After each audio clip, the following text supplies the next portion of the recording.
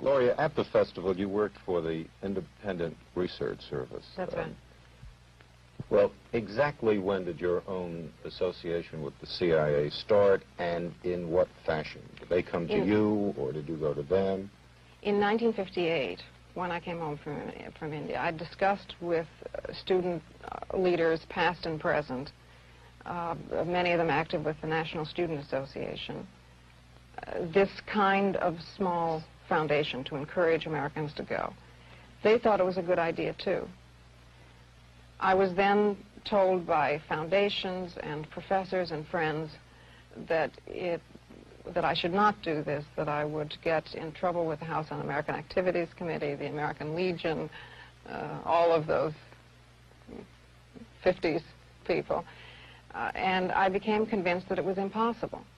It was at that point that the student leaders said to me that they had in the past received funds for international programs from the CIA, and that they felt that this was important and could also be partly funded by the CIA. Well, I mean, did you feel that you really tried? I mean, did you go around to all of the wealthy private foundations, wealthy private people, and explain your point of view, and explain why you felt it was important that the United States be represented at these things in a certain way? What did they tell you? They told me that, well, the Ford Foundation, for instance, told me that they thought we were too liberal and too controversial, and that we would endanger their cultural programs in Austria. I mean, the first festival was being held in Vienna. It was not encouraging at all, and the private individuals to whom I went often had particular points of view to put forward, which would have been much, much more restricting than the CIA funds were, which were free. I mean, no one was told what to say.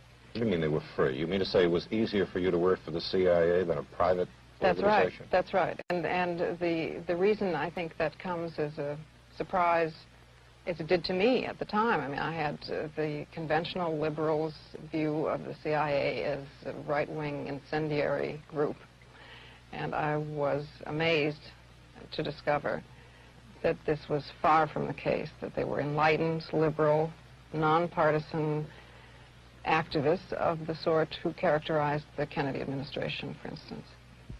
You have not been working now for the CIA since 1962.